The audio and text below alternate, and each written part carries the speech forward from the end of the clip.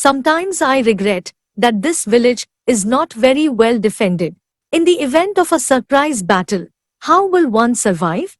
She paused, answering her own question then. They won't. They are too aloof to see the world outside, too naive to know we live in unpredictable and difficult times.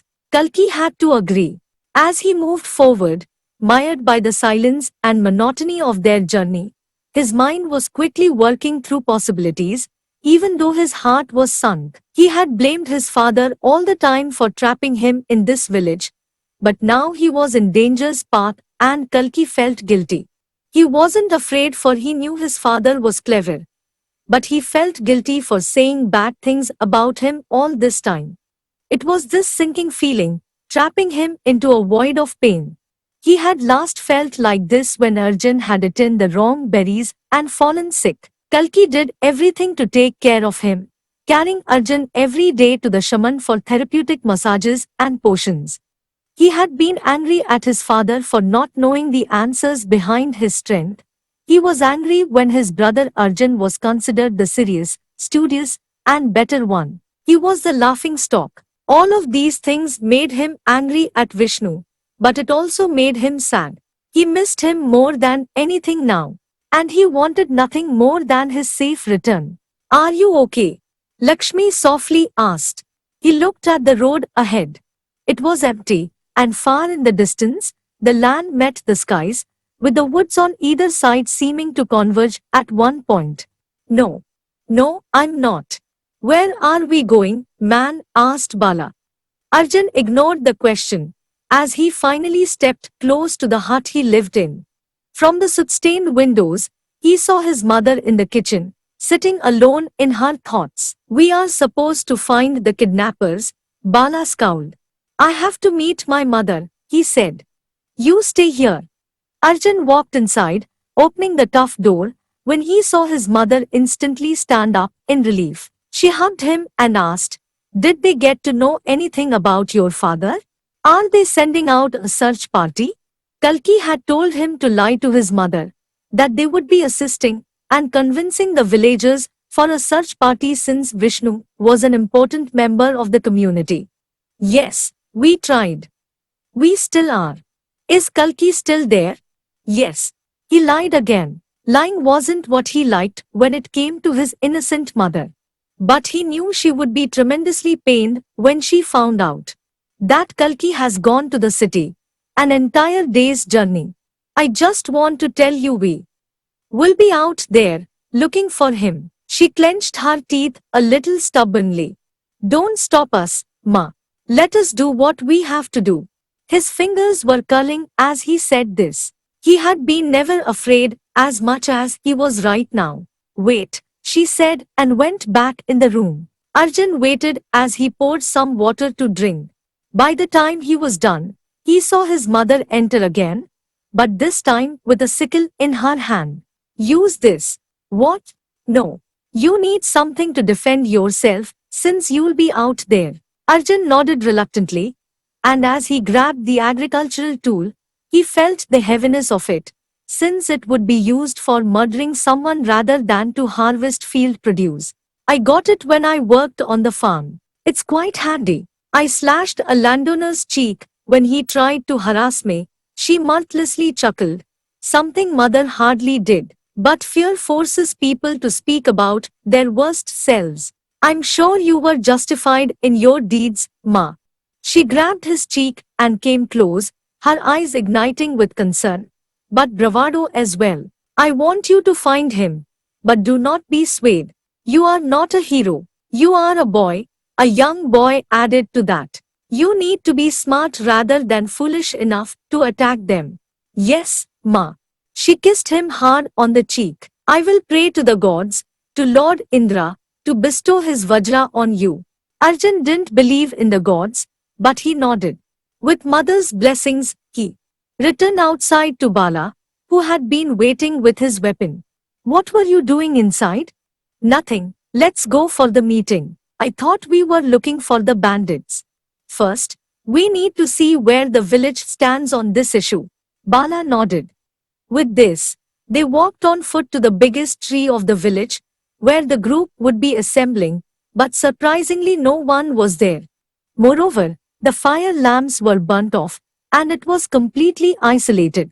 Arjun was surprised and frantically he made his way to the serpent's house, a multitude of huts built together in close proximity. The only way to enter was from the back, where the stables were located, and from the front, there was the main door. He knocked on the door. In a little while, the serpent opened the door, flanked by his musclemen. Arjun, my boy, what a pleasant surprise. He was sweating, his eyes searching for something. Why isn't there a search party? Arjun asked, without even continuing the charade of formality. I apologize if I seem hassled, my horses have been stolen. Why aren't there any people? The serpent, Devdatta, had a wispy mustache, with a tired and disheveled look. We will start in the morning. At night, there is no use. No use? My father's life is at stake, and you say there is no use? There is, I never said. Arjun walked back without even listening. He could hear the entreaties of the serpent, but he didn't care. Should I smack his head? Asked Bala. Arjun felt helpless. No one was there, and by morning it would be too late. He looked at Bala as he recalled how Kalki had become friends with him in the first place. They had met during a drinking session. You work at the local tavern, don't you? As a guard, yes. I have taken days off so you don't worry. No. Not that. Arjun stopped. Taverns are occasionally filled with people who are well informed. They make it their business to know other people's business. Range of people, yes. They come from all walks of life for fine sura and madira. And as a guard, you meet them often, don't you? Arjun asked, his fingers twitching as he tapped over his lips. All sorts of people. Yes. Know them by the first name, sometimes? Perhaps interact with them, even? Many are too drowsy to interact, but yes, boy. He kept his make comfortably resting on his shoulders. What are you getting at? His head turned to see the wide range of woods that were beyond the village huts, where the bandits were supposed to be hiding. Arjun hadn't slept in the night. He had wandered till the edge of the forest, blankly watching the canopies, the winds sweeping the leaves as they fluttered. He even managed to go back to his home and watch his mother sleeping, with dry tear stains on her face. When he did eventually close his eyes, he was pushed by someone, and he realized that dawn had broken, the skies were blue again, and a new day had begun. Towering over him was the giant Bala, with his favorite make, this time casually concealed behind the long cloak he managed to arrange from somewhere. Riley, he said, I found your man. Arjun nodded. Where is he? He is at the Madira's Chalais. Arjun nodded.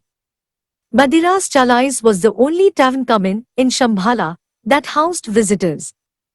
However, it was frowned upon by the religious men of the village, especially the good-for-nothing Sarpanch, who had begun this rebellion against the tavern. Personally, he hadn't been inside of it. It was never really something he was fond of, even though he was well above the statutory age of entry. It was all the drinking, the pipe smoking, and the retching that disgusted him. He would rather hold on to the books late at night and ponder about history and mathematics. But getting books in Shambhala was itself a huge task, for it didn't house any library. The closest one could get to books were either in the Gurukul, which is a quarter-day's ride by a donkey cart, or at the Wisdom's Tree, which was also an inn for the travelers to rest at. It didn't offer drinks of any sort, but it did offer different sorts of books, as the Wisdom Tree's owner was once a guru at the Gurukul, until he was stripped off of his post for reasons Arjun didn't care to remember. Still deep in his thoughts, he realized he had reached the tavern and it seemed quiet. There weren't any songs being played by the musicians or the usual humdrum of people. It still had drunkards snoring to glory, with half-empty glasses in their hands. Arjun walked towards the back, while Bala guided him to enter the dark room and make their way to the stairs, ascending until they reached the first floor. The place was littered with the paraphernalia typically found in cloistered inns and taverns. Where did you find a good guide in a place like this? Where else would I, boy? Bala meekly asked. Arjun reached the balcony, which was flanked by stone columns and had a wooden, almost burnished floor. I often wonder how one managed to have so much money for this. The owner was an upper caste noble, Bala responded. The high bones that took money and bought this piece of land. The head of this damn village couldn't do bones about it, for he had political influence backing him. That's why the serpent just disowned the place. Of course. Bala reached out to the drunkard, who was still gleefully imbibing the spirits. Bala slapped him hard. Kripa. Kripa. Eh. His eyes opened fully, and he yawned and barked. Wow, what a madness that was. It's me. Oh hello, friend, he grinned. What a disturbing sight to wake up to. He had a black beard and wrinkles all over his face. He wore clothes that appeared scorched and torn in places, although there were no visible injuries on him. Arjun noticed all of it, with his fingers dancing on his lips thoughtfully. Bala, you didn't tell me our guide is a warrior. Warrior? This drunkard. Bala slapped him on the head again. Hello, snarled Kripa, but then retracted his outstretched hand. How did you know? Not many carry wounds around here. You caught me, Kripa grinned, with half of his teeth missing. I might have added my valor in a few of the northern wars. That doesn't concern us. What Bala says is you are quite adept in your knowledge about the woods of Shambhala. What can I say? The village is like a home to me, mate. He laughed. And when you don't know your home, you don't know yourself. Bala just growled as he crisscrossed his arms across his torso. Would you by any chance help us to find the bandits? The bandits? What bandits? Kripa turned to Bala. You said the boy just wanted to know about the woods. I said I knew about the woods and you said all right, and that was about it. Nothing about the godforsaken bandits. Well, it is about bandits, said Arjun promptly. The man who knows about the woods also knows what creatures lurk in there. I am sure about rabbits and rodents, nothing much else, mates. Do not lie. Bala slapped the large make on the table, frightening not only Kripa, but also Arjun, who just backed off. The table broke into two pieces. Ah, shat, sorry, he backed off. That shouldn't have happened. Arjun sighed. It's all right. So, my man, are you ready to fight some bandits or get beaten to a pulp by this man? Kripa's sunken eyes glowered. The bandits come from the culture of mlechas. Now, mate, do you know who the mlechas are? I have read about them. Oh, but reading and meeting them are two vastly different projects, he growled. You see, mlechas aren't just your average forest dwellers who prey on meat. They are vicious, with all sorts of weapons at their disposal. My brother is bringing weapons for us to fight against them. Fight? Kripa sniggered. Let me tell you something. The mlechas are unorganized, disorderly, have no leader and prey on the villagers because they can't fight back. They range from nobles to soldiers of the city, who have been wronged, disbanded, and sometimes they are the convicts, the murderers, the rapists, kidnappers, all stuck together like a band with one common agenda: to survive and to spread violence. And from what I have garnered through my experience, the unorganized ones are the worst. Arjun leaned forward. He could feel the tension building, and he understood the consequences well, but he saw one goal in front of him: to save his father. Nothing else mattered.